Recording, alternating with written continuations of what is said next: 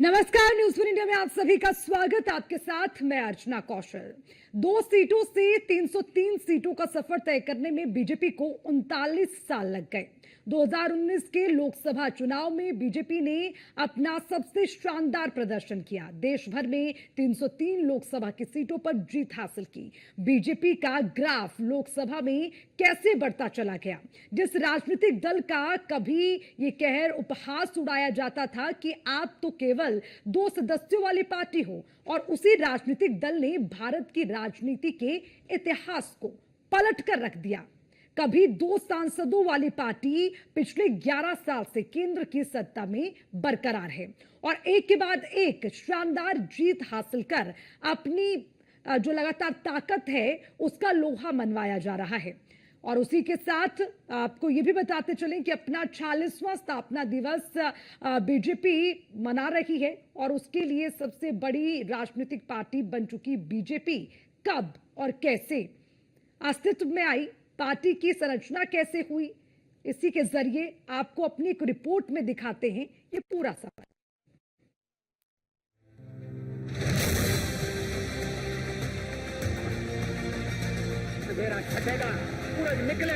कम समय में ही दुनिया की सबसे बड़ी राजनीतिक पार्टी बनने वाली बीजेपी अपना स्थापना दिवस मना रही है। देश भर में हर बीजेपी कार्यालय में आयोजन हो रहे हैं। बीजेपी का 46वां स्थापना दिवस बड़े स्तर पर आयोजित किया जा रहा है। स्थापना दिवस का समारोह 6 अप्रैल से 12 अप्रैल तक मनाया जाएगा। क्या है पार्टी का पूरा कार्यक्रम? 8 से 9 अप्रैल को विधानसभा स्तर पर सक्रिय सदस्यों का सम्मेलन होगा।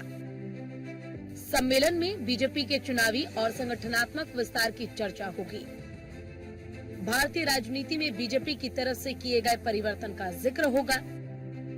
प्रधानमंत्री के रूप में नरेंद्र मोदी के 11 सालों की उपलब्धियों की चर्चा होगी।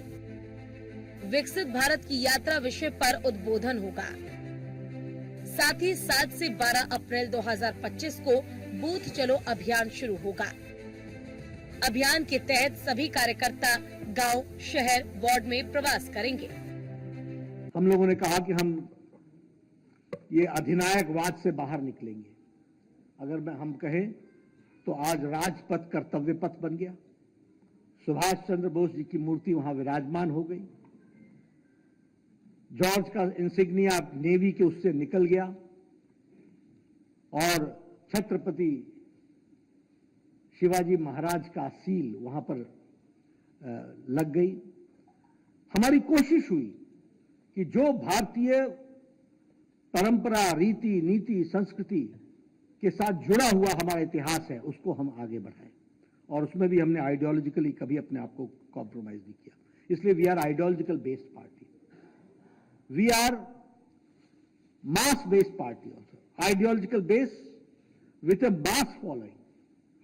आज हम गर्व के साथ कह सकते हैं कि हमारे 240 मेंबर पार्लियामेंट लोकसभा में, 98 से ज्यादा हमारे राज्यसभा में, 1600 से ज्यादा हमारे विधायक, हमारे 13 सरकारों में विशुद्ध भारतीय जनता पार्टी की सरकार, 7 प्रदेशों में हमारी एनडीए की सरकार, यानी आज भारतीय जनता पार्टी और हमारी विचारधारा में ये करोड़ों करोड़ों कार्यकर्ताओं के द्वारा जो योगदान हुआ है उसके माध्यम से हम एक आइडियोलॉजिकल बेस्ड पार्टी और मास फॉलोइंग के साथ और कार्डर बेस्ड पार्टी खड़े। जब मैं कार्डर बेस्ड पार्टी कहता हूं तो अभी अभी हमारी मेंबरशिप समाप्त हुई है। हम 13.5 करोड़ से ज्यादा क्रॉस कर चुके हैं। 13.5 करोड़, 10 लाख से ज्यादा हमारे एक्टिव कार्यकर्ता हैं। लगभग हमारे 6 लाख बूथ पर हमारे बूथ अध्यक्ष हैं। सबसे बड़ी कैडर बेस्ड पार्टी आज बनकर के तैयार हुई।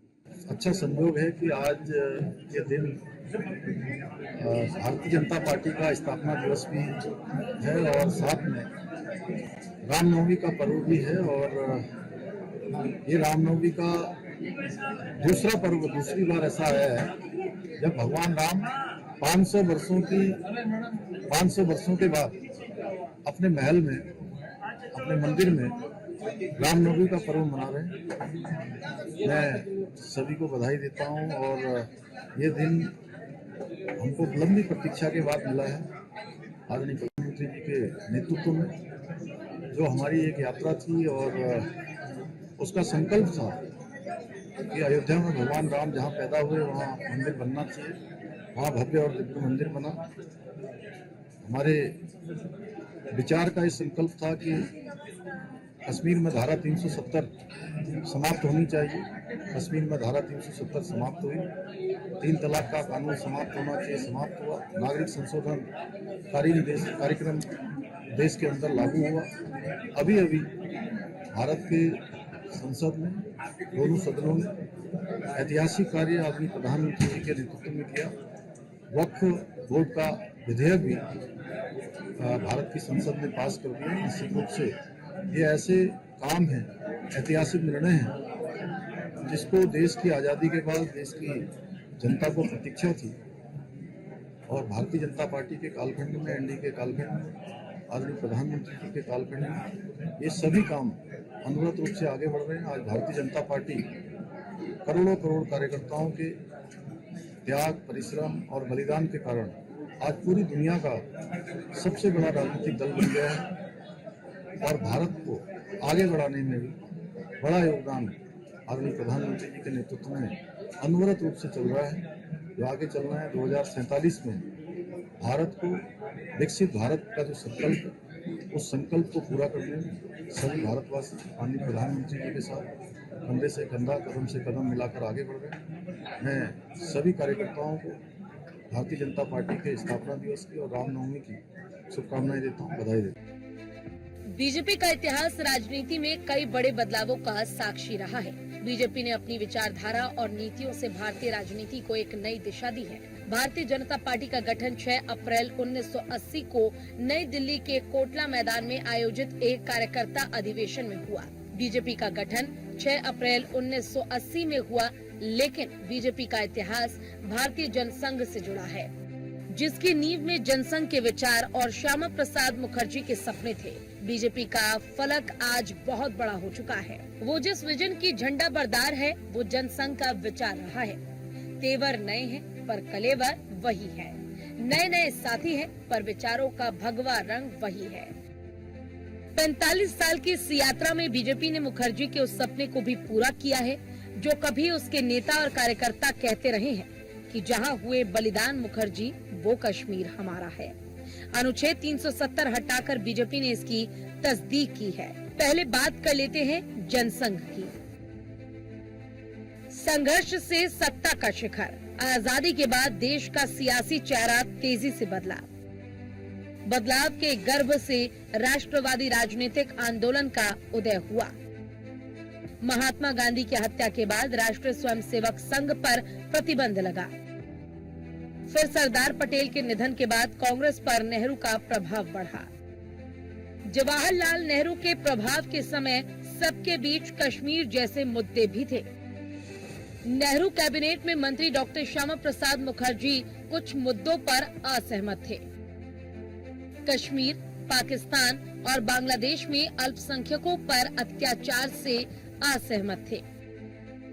इसी असहमति में डॉक्टर श्यामा प्रसाद मुखर्जी ने इस्तीफा दे दिया। आरएसएस ने महसूस किया कि महज सांस्कृतिक संगठन के तौर पर आगे नहीं बढ़ा जा सकता। श्यामा प्रसाद मुखर्जी की अध्यक्षता में 21 अक्टूबर 1951 को जनसंघ की स्थापना हुई। जनसंघ की स्थापना का मकसद राष्ट्रवाद को राजनीतिक रूप देना था। जनसंघ कश्मीर के मुद्दे पर कोई समझौता करने को तैयार नहीं था। उसने कश्मीर को विशेष दर्जा देने के विरोध में आंदोलन चलाया। इस मुद्दे पर संघर्ष करते हुए डॉक्टर मुखर्जी को गिरफ्तार किया गया। कश्मीर की जेल में श्यामा प्रसाद मुखर्जी की रहस्यमयी मृत्यु हो गई। श्यामा प्रसाद मुखर्जी के बाद पंडित दीनदयाल उपाध्याय ने जिम्मेदारी संभाली। भारत चीन युद्ध के दौरान जनसंघ के सुरक्षा के मुद्दे पर कांग्रेस का मुखर विरोध किया। 1967 में दीनदयाल के नेतृत्व में जनसंघ के कई राज्यों में कांग्रेस का एकाधिकार तोड़ा।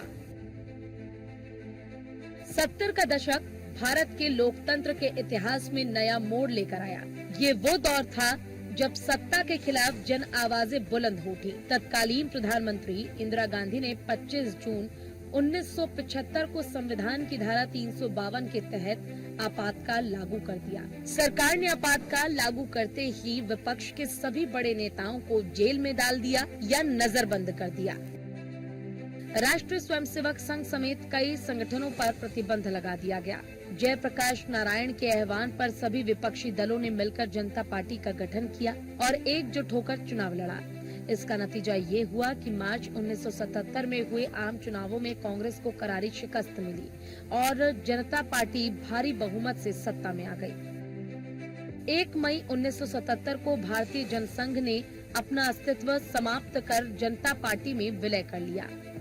हालांकि ये प्रयोग महज सियासी संयोग ही रहा और जनता पार्टी में अंतर्विरोध का तूफान उठा। सत्ता में आने के 2-2.5 साल के भीतर ही पार्टी के भीतर विरोध के सुर उभरने लगे। विचारधारा, संगठन और नेतृत्व को लेकर मतभेद धीरे धीरे बढ़ते गए। कांग्रेस ने भी अपने राजनीतिक कौशल से इस टूट फूट को हवा दी। दोहरी सदस्यता विवाद उस समय चरम पर आ गया जब ये मुद्दा उठाया गया कि पार्टी के सदस्य एक साथ राष्ट्रीय स्वयंसेवक संघ से जुड़े नहीं रह सकते। इस फैसले के पूर्व जनसंघ पृष्ठभूमि वाले नेता असहमत थे। आखिरकार 6 अप्रैल 1980 को जनता पार्टी से नाता तोड़ते हुए जनसंघ ने देश की राजनीति में एक नए अध्याय की शुरुआत की और बीजेपी का उदय हुआ। अटल बिहारी वाजपेयी के नेतृत्व में भारतीय जनता पार्टी ने भारतीय राजनीति में एक नए युग की शुरुआत की।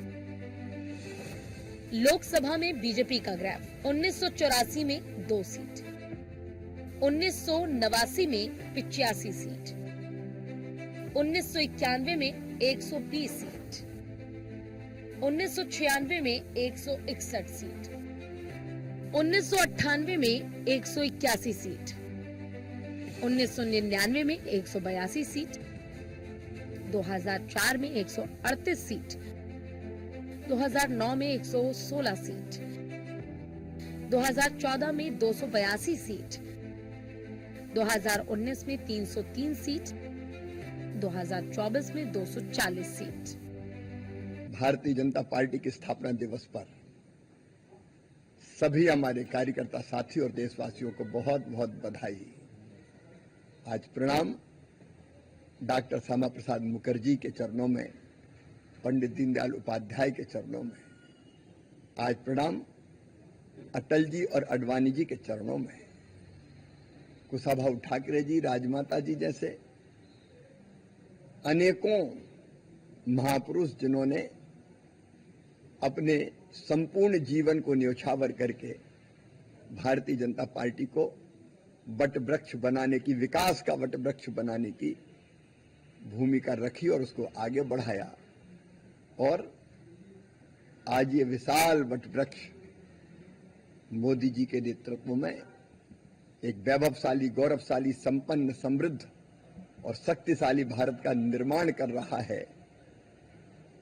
और केवल अपने लिए नहीं, भारत अपनी प्रगति और विकास तो करेगा। ये आजादी के अमृतकाल में विकसित भारत का संकल्प भारतीय जनता पार्टी पूरा कर रही है। भारतीय जनता पार्टी और भारत जैसे एक दूसरे के पर्याय हो गए हैं। पार्टी का 46वां स्थापना दिवस, मैं पार्टी के स्थापना दिवस पर हरियाणा प्रदेश के कोटि-कोटि कार्यकर्ता को बहुत बहुत बधाई और शुभकामनाएं देता हूं। आज इस अवसर के ऊपर हरियाणा प्रदेश के 2 करोड़ 80 लाख लोगों को भी मैं भारतीय जनता पार्टी के स्थापना दिवस पर बहुत बहुत बधाई देता हूं। आदरणीय नरेंद्र मोदी जी के नेतृत्व में ये भारत गति से आगे बढ़ रहा है और हमारे अटल बिहारी वाजपेयी जी ने जब 6 अप्रैल 1980 को पार्टी की स्थापना हुई, अटल बिहारी वाजपेयी जी इसके प्रथम अध्यक्ष बने। जनसंघ के बाद जब भारतीय जनता पार्टी के रूप में पार्टी का गठन हुआ, अटल बिहारी वाजपेयी जी प्रथम अध्यक्ष बने। और उन्होंने जो संघर्ष किया, कोटि कोटि कार्यकर्ताओं की जो तपस्या थी, आज उसका परिणाम है कि भारतीय जनता पार्टी एक वट के वृक्ष के रूप में देश के लोगों को छांव देने का काम कर रही है। 80 में इसी दिन भाजपा बनी थी। आज देखिए भाजपा दुनिया की सबसे बड़ी पार्टी हो गई। 11 करोड़ से अधिक इसके सदस्य हैं। भारत में इसकी सरकार है तीसरी बार। आदरणीय प्रधानमंत्री मोदी जी हैं। 21 राज्यों में इसका और एनडीए के साथ शासन है। तो ये जो हमारे श्यामा प्रसाद मुखर्जी, दीनदयाल उपाध्याय, अटल बिहारी वाजपेयी, अडवाणी जी, इन लोगों ने सपना देखा था, आज देखिए कहां से कहां पहुंच गई। और हमारे प्रधानमंत्री नरेंद्र मोदी जी ने अभूतपूर्व काम किया है, और अमित शाह जी ने पूरे संगठन के विस्तार में, और करोड़ों कार्यकर्ता के समर्पण का भी मैं अभिनंदन करता हूं। अटल बिहारी वाजपेयी बीजेपी के पहले अध्यक्ष बने थे। तब अटल आडवाणी की जोड़ी हुआ करती थी। 1980 से 2004 से अटल आडवाणी की जोड़ी ने भारतीय जनता पार्टी को देशव्यापी पहचान दी। 2004 में मिली हार के बाद अटल बिहारी वाजपेयी सक्रिय राजनीति से दूर होते चले गए। इसके बाद साल 2014 के चुनाव में बीजेपी में नए युग की शुरुआत हुई। अटल आडवाणी की जोड़ी की जगह मोदी शाह की जोड़ी ने ले ली। साल 2004 से साल 2014 तक जो बीजेपी केंद्र की सत्ता से बाहर थी, उसको शानदार जीत मिली। साल 2014 के लोकसभा चुनाव में 30 साल बाद किसी दल को पूर्ण बहुमत हासिल हुई। नरेंद्र मोदी देश के प्रधानमंत्री बने, जिसके बाद बीजेपी का विजय रथ आगे बढ़ता चला गया और अब तक मोदी 3 बार प्रधानमंत्री पद की शपथ ले चुके हैं। मोदी और अमित शाह की जोड़ी ने बीजेपी को देश की राजनीति में उस ऊंचाई तक पहुंचा दिया जिसका सपना पार्टी के संस्थापकों ने कभी नहीं देखा था। आज की तारीख में 15 राज्यों में बीजेपी की अपने मुख्यमंत्री हैं। इसके अलावा 6 राज्यों में सहयोगियों के साथ पार्टी सत्ता में है। इन राज्यों में बीजेपी की सरकार उत्तर प्रदेश, उत्तराखंड, दिल्ली, हरियाणा, राजस्थान, गुजरात, महाराष्ट्र, गोवा, मध्य प्रदेश, छत्तीसगढ़, मणिपुर, त्रिपुरा, उड़ीसा, असम, अरुणाचल। एनडीए शासित राज्य आंध्र प्रदेश, बिहार, सिक्किम, मेघालय, नागालैंड, पुडुचेरी। यानी देश की 70% आबादी पर बीजेपी और उसके सहयोगी पार्टियों का राज है, जबकि 30% आबादी पर इंडिया गठबंधन में शामिल पार्टियों का राज है। ये भारतीय जनता पार्टी का मतलब सेवा। प्रधानमंत्री नरेंद्र मोदी जी ने हर एक कार्यकर्ता को पंडित दीनदयाल उपाध्याय जी के विजन के हिसाब से, श्यामा प्रसाद मुखर्जी जी के इंटेंट के हिसाब से मोटिवेट किया है और ये प्रण दिया है कि भारतीय जनता पार्टी का हर एक कार्यकर्ता 140 करोड़ देशवासियों की सेवा करे। ये इकलौता राजनीतिक दल है जो सेवा को अपना संस्कार मानता है, जो राष्ट्र हित के लिए बलिदान देता है और जिसने लक्ष्य रखा है प्रधानमंत्री नरेंद्र मोदी जी के विजन में विकसित भारत 2047। आज का दिन इसलिए भी ऐतिहासिक है कि आज के दिन प्रधानमंत्री नरेंद्र मोदी जी हमारे स्थापना दिवस के दिन पर तमिलनाडु के अंदर फर्स्ट वर्टिकल सस्पेंशन ब्रिज को इनॉग्रेट कर रहे हैं। ये दर्शाता है कि विकास हमारा संकल्प ही नहीं, हमारी संस्कृति भी है। और आज भारतीय जनता पार्टी के हर एक कार्यकर्ता ने प्रधानमंत्री नरेंद्र मोदी जी के विजन के हिसाब से एक संकल्प लिया है कि वो पीएम के विकसित भारत 2047 के विजन को पूरा कर रहेगा और उसके लिए अपना पूरा जीवन हम सब कार्यकर्ता खपाएंगे। आज भारतीय जनता पार्टी का स्थापना दिन है।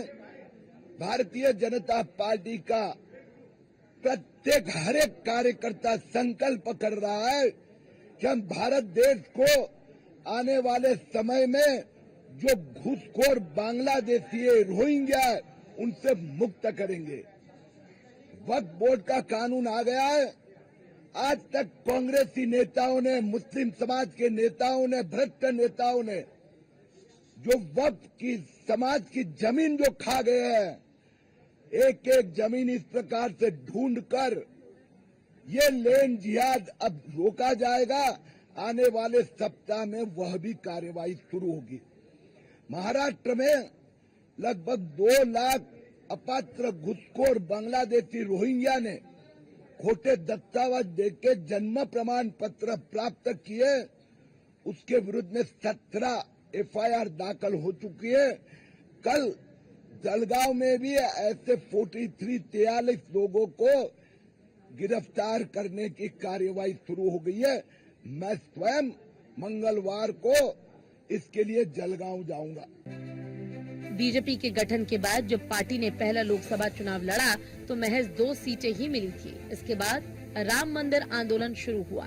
आंदोलन का असर कुछ ऐसा पड़ा कि पार्टी बुलंदियों की सीढ़ियों को चढ़ती चली गई। Bureau report, news 1 India. साथ इस बुलेटिन में फिलहाल के लिए इतना ही। खबरों का सिलसिला लगातार जारी है। आप देखते रहिए न्यूज़ 1 इंडिया। नमस्कार।